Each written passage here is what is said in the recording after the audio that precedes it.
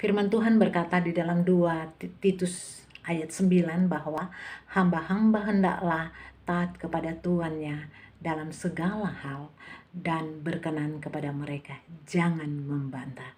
Saudaraku, kalau kita baca di dalam firman Tuhan kita pada saat ini, dalam pasal 2 Titus ini disinggung juga tentang kesetiaan seseorang. Saudara, kesetiaan itu dapat membuat kepercayaan orang lain kepada kita semakin tinggi. Namun sebaliknya, saudaraku, seseorang yang tidak setia kepada perkataan atau prinsip akan kehilangan simpati dari orang lain.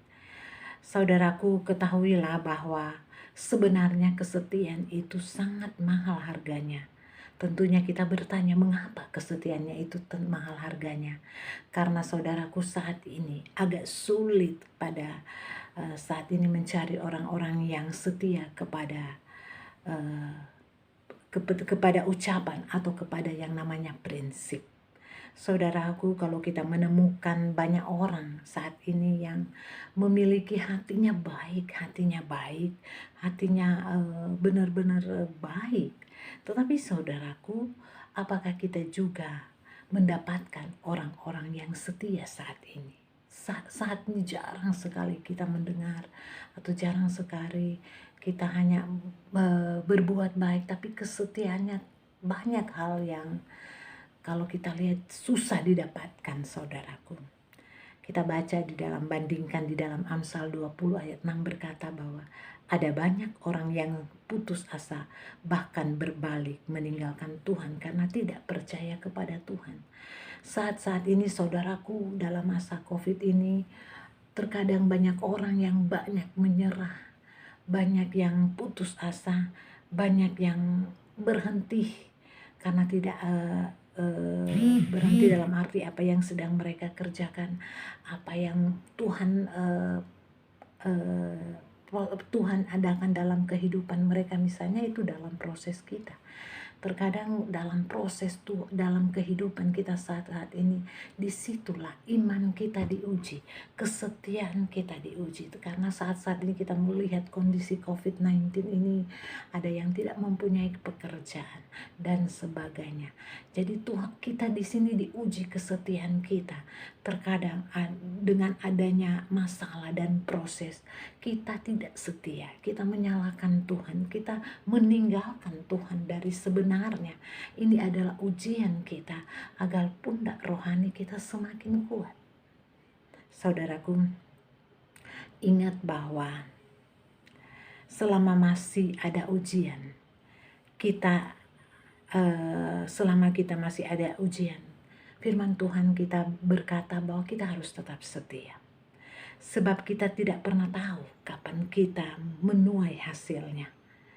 Orang yang setia adalah orang yang layak dipercaya, yang selalu konsisten terhadap ucapannya, terhadap keputusan dan lainnya. Seperti kita katakanlah contohnya, ketika kita dipercayakan seorang guru untuk mengerjakan suatu proyek, terkadang kita ada yang mengeluh di tengah-tengah di saat dia bekerja, karena proyeknya ini terlalu sulit dan sebagainya. Begitu juga ketika guru mempercayakan kita dengan satu proyek yang dan selesai dengan baik. Di situ kita bisa melihat mana yang setia, mana yang tidak menyerah di tengah-tengah masalah dan di tengah-tengah pekerjaan yang dipercayakan kepada dia. Saudaraku, bukankah karena kesetiaannya menantikan sang mempelai laki-laki perempuan yang bijak itu diterima masuk ke perjamuan yang besar saat itu? Karena itu kita harus setia kepada Allah dimanapun kita berada. Nah, itu diajarkan bagaimana kita di firman Tuhan diajarkan. Jangan kita menyerah.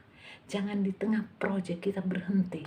Karena ketika kita melakukan dengan baik, ketika kita setia, ada hasil yang kita tidak tahu yang Tuhan sudah siapkan buat kita. Mari kita melihat banyak contoh di Alkitab. Bagaimana kita bisa ingat peristiwa Daud.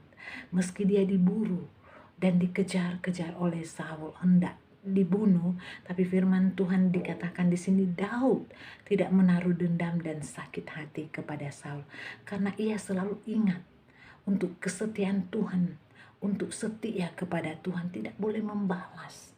Karena saudaraku Daud tetap setia dan taat kepada Saul sebagai hamba, sebagai pemimpinnya, dia tetap setia dalam melakukan tanggung jawabnya, otoritas yang diberikan kepada dia di atasnya. Karena itu bicara tentang di sini dikatakan Saul itu adalah pimpinannya, dia tetap setia kepada Daud karena dia percaya kepada Saul karena dia percaya Tuhan yang akan ambil kendali di dalam masalah atau proses dia.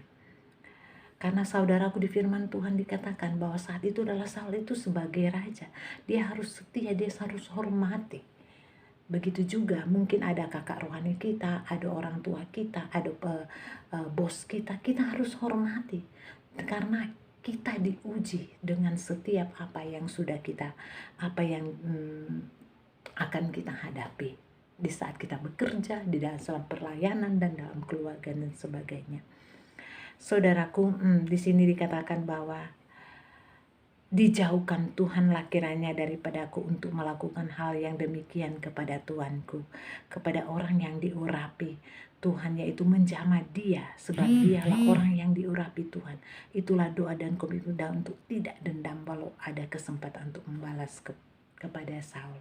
Saudaraku, firman Tuhan di sini dikatakan bahwa ada sebenarnya di sini dikatakan bahwa Daud sebenarnya bisa aja membunuh Saul ya, tapi dia tetap setia.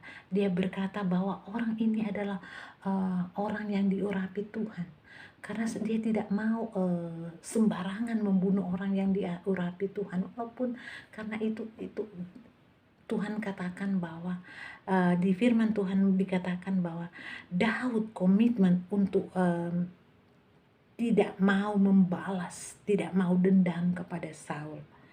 Saudaraku, kalau kita melihat kesetiaan Daud itu luar biasa. Kesetiaannya adalah terhadap Tuhan justru membuat semakin menjadi besar dan diperhitungkan, saudaraku. Daud sangat menghargai dan menghormati urapan Tuhan dalam diri Saul. Ia belajar untuk tetap mengandalkan Tuhan dan menantikan dengan setia. Ia bangkit dan ia tidak melawan Saul. Saudaraku, terkadang dalam kehidupan kita, misalnya kita sebagai anak ditegur oleh orang tua, justru kita membantah, justru kita marah kepada orang tua. Saudaraku, orang tua adalah titipan Allah untuk kita. Oleh sebab itu kita harus hargai, kita harus mendengar, memang walaupun sakit, tapi di situ kita belajar bahwa kita harus setia kepada orang tua.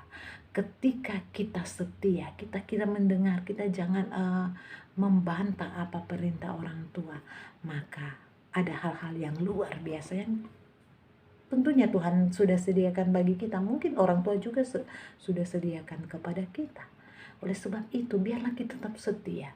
Jangan kita hormati akan orang tua kita, kakak rohani kita, bos kita, dan banyak di dalam pekerjaan kita dan teman-teman kita ada saling menghargai.